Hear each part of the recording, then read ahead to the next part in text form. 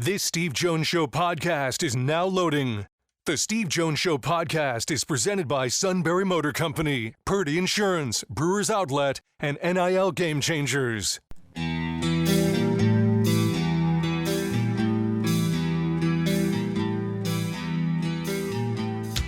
Bringing you an in-depth look at Penn State sports and more. This is the Steve Jones Show on News Radio 1070 WKOK. The Steve Jones Show is presented by Sunbury Motor Company, Purdy Insurance, Brewers Outlet, and NIL Game Changers. Now from the Sunbury Motors Studio, here's Steve Jones.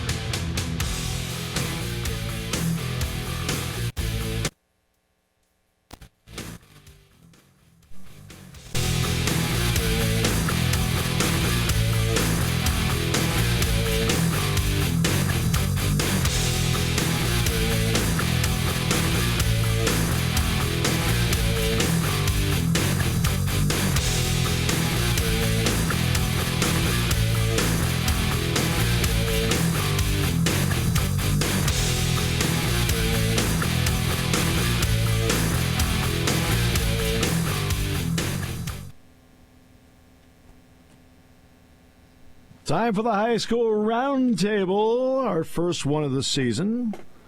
This half hour being brought to you by Sunbury Motors, 4th Street in Sunbury. Sunbury Motors Kia, routes 11 and 15 in Hummel's Wharf, and online at sunburymotors.com. All right, Chief is ready, sir. Chief, how are you, buddy? Doing real good, Steve. How about yourself? Doing great. I'm getting the feeling that there's a level of optimism of improvement around this Shikellamy team. Would that be accurate? Yes, I'd agree. I know Coach Kaiser and his staff seem to be looking forward to the season. They said they have the kids have worked real hard, and again, they're going to be young, but there are some veterans because last year they played a lot of freshmen, and those kids are now sophomores. So, again, it's one of those situations where we'll find a lot out tomorrow night when they play against Milton. So let's get to the quarterback situation in all of this, because, look, one problem Shikellamy had last year was generating any kind of offense. What do you see there?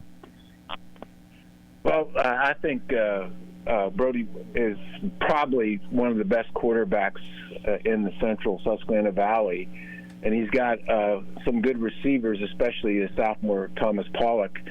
The real question is going to be, can they let him get the ball off? I mean, I think Coach Kaiser went back to kind of using the Delaware wing T, which means you're going to see your quarterback doing a lot of running plays to get ready to throw the ball.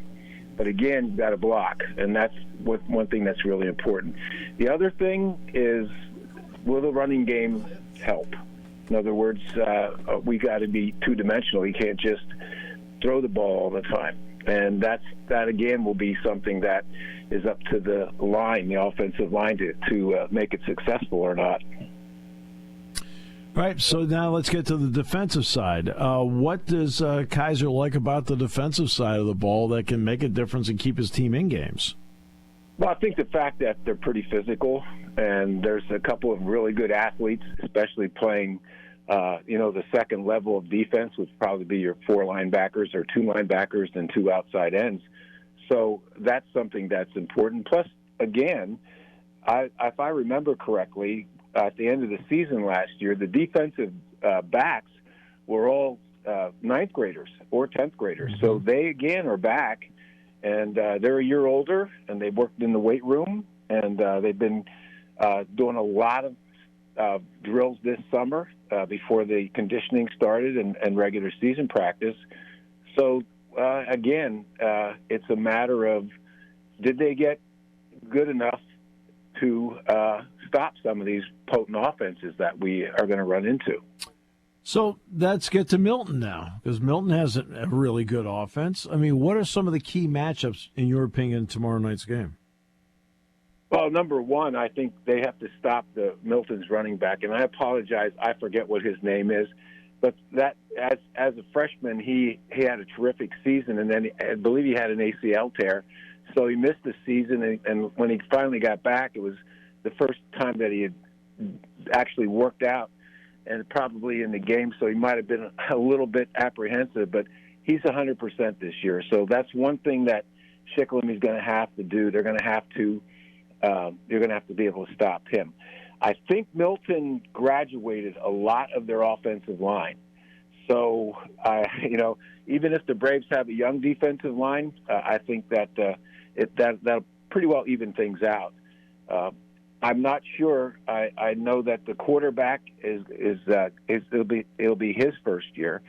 And again, I apologize, but his brother was the quarterback several years ago, and he's just as good an athlete as his brother. So it'll be interesting. And they do have a new coach, and that means that I think you'll see a lot of enthusiasm, and also we're going to see probably some offense that we didn't see, I think, when Coach Dettelmoyer was there. Dave, always a pleasure. It's great to see the season get underway. Yeah, it's hard to believe that it's here already, and it's something that kind of sneaks up on you. So hopefully next week I'll have a little bit more information. I will say this, Steve. In the scrimmage on Saturday morning, Shikellamy had a tri-scrimmage with Hughesville and Montoursville. They held their own. They scored, I believe, 3 touchdowns, and all the 3 teams were pretty evenly matched. So they didn't have the numbers weren't great, but the kids that played well. So I'm optimistic, and I'll say this right now: whoever scores that first touchdown is going to have a big advantage for the rest of the game. Always a pleasure, my good friend. Appreciate you. Thank you, Steve. Thank you. Thanks for having me on. Yeah, Dave Ritchie, the chief. We talk about Shikellamy. So now I wait for Todd to guide me to the next. We have Coach Steve Briggs ready to talk about Selinsgrove. Yep. Steve, how you been? Hey, Steve, it's going great. How you doing? Doing great. Thanks so much for your time today. Appreciate it. So, Steve, let's Selinsgrove, year in and year out, puts together a really solid team. And some of them are better because they have a championship-level type of team. And some years they're good and they're a playoff-level team. In the preseason, has this team shown you something that makes people think it's a cut above? Well, first off, first time in a while, it's a new regime. Matt Wenrick takes over. Matt was an assistant at Milton, played at Bloomsburg. Young guy. He was a big part of the state championship team back in '09. Terrific young guy, great football mind. So we're all excited to see what's happening. Last week, the Seals were up in the Wilkes-Barre area taking on Wyoming Valley West. Watched the tape. I wasn't there. Did a lot of good things. Did some suspect things, as you would imagine, with a new group. But I'll say right now, I don't know if there's a better staff that Matt put together in the state of Pennsylvania. His quarterback coach is a very successful former Milton head coach, Phil Davis. His linebacker coach is former PA Coach of the Year a couple times, a state title head coach, Dave Hess, who we all know at Selinsgrove. And you may remember the defensive coordinator, Ryan Kaiser, played safety at Penn State. So sure do. Also a member of the '09 Selinsgrove title team. So staff is phenomenal. And frankly, I coached college for a long time. I don't know if I ever had a staff that successful, and certainly something Matt's going to be able to lean on. It's a good group. The defensively, I think, is going to be the strength. Returns, I think, 6, 7, 8 guys that played a ton from a year ago defensively. And, the Seals had a terrific year last year, went all the way to the state semifinal and lost to a great Aliquippa team. So a lot of these guys had another year of practice after the regular season because they went and played 15 games. So as you mentioned, Steve, it's a it's a program. It's a championship caliber group. At least the emphasis each year is a terrific winning program, and that we're expecting nothing but the same this year under Matt Wenrick. More often than not, Selinsgrove, while being a fine all-around team, has usually been a really good offensive team. What do you see at quarterback? What do you see with this offense, especially with the new regime? Yeah, new quarterback. The Pastore kid graduated a year ago, but his backup is back, and again, exactly what I just said. Played a ton. His name's Rocco Amato. We're all excited to see what Rocco can do. He's an athlete, throws the ball well, but I think the strength of the offense is going to be the running game. Brett Rice is back at tailback. Devin Mitchell back at tailback. Both of those guys played a ton because they sat behind Tucker Teets, who's playing up at Lockhaven right now. Tucker broke every rushing record at Selinsgrove in the history of Selinsgrove football. But the interesting thing, and I went through some notes before getting on here, Tucker sat and only played, and get this, 6 games last year in the second half, which is amazing. Yeah, that's because terrific. I mean, he had 3 touchdowns in first quarter, many games. So what happened is Rice got a chance to get in, as did Devin Mitchell. They're 2 different type of backs. One's 5'8", 180 pounds, and can fly, probably the fastest kid on the team. And Devin Mitchell is 6'1", 205, also a fast kid, probably a prospect, recruitability-wise, at least I would be. Both fullbacks are back.